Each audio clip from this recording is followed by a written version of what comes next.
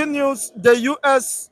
military veterans of Biafran extraction have written to Justice Nyako demanding the unconditional release of Mazem Nnamdi Kanu with immediate effect, considering the deteriorated state of his health.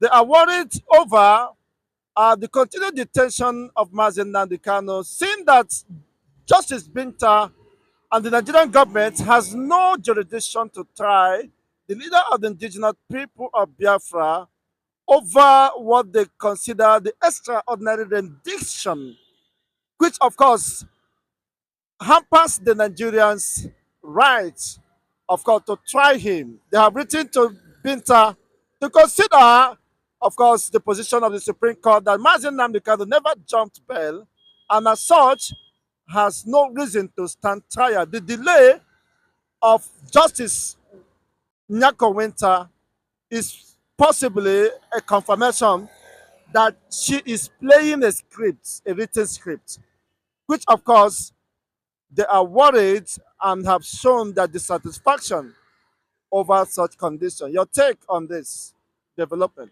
You see, I thank God that these people are coming up now.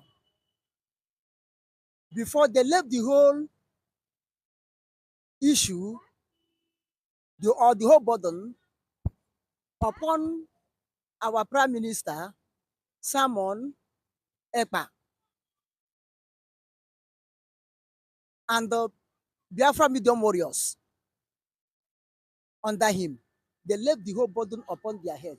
Only them were talking and shouting, doing anything possible for the release of Nnamdi Kanu and the Simon and Nnamdi Kanu, release of Nnamdi Kanu and restoration of Biafra.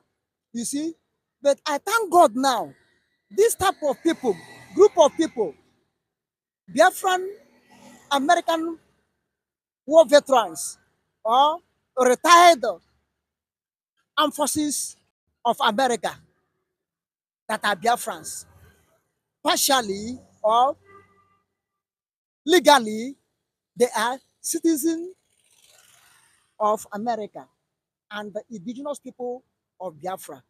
I thank God they have come up now to show concern. And if people like this have come up since to show concern, we will know where we have reached by now. And this shows that now Biafra is getting more momentum. Biafrans are waking up now. Biafrans have seen that we are about to reach the end of the tunnel where we will see light. These people are coming up now. It's the act of God. It's the handwork of God to make sure Nnamdi Kanu is released and Biafra is restored. Now, Nigeria will know that Nnamdi Kanu has people. Nigeria will know that there's a force that backing Nnamdi Kanu. Nnamdi Kanu is not alone. He's not a rejected person. And I thank these people very much as they wrote to Bianta Nyanko. And I am praying to them in the name of our Lord Jesus Christ, pleading with them that as they wrote to Binta Nyanko, let them also wrote to the presidency. Let them also wrote to the Senate and wrote to the write to the rep, write to the Senate, write to the presidency, and write to Ohanes and Igbo, write to Igbo Governors Forum, or what they call themselves. Write to the whole politician from south, east, as they call us, but we are Biafrans. Write to them that this is our stand, and they must surely comply. Not to write to them, pleading with them, but write to them with ultimatum that they must surely comply. After, let them come together and write to United Nations, write to Commonwealth, write to AU that this is the stand. Not only American Biafran war veterans, but the ones in Europe, the ones in Asia. let them write also. Let them rise up. Let them rise up so that we will know. And look at these people said Bianta Nyanko should comply with the judgment of this present Supreme Court that Nnamdi Kanu did not jump bail, which means they want Nnamdi Kanu to be released to go and finish up the bail they grant him that Nigeria broke. They should reactivate that bail. Let Nnamdi Kanu go and complete it before any other thing, which means Nnamdi Kanu is not supposed to be in detention anymore. On the basis of his deteriorating health, which might endanger his life. Now that the deteriorating health is a tool, is a weapon Nigeria want to take to silence him.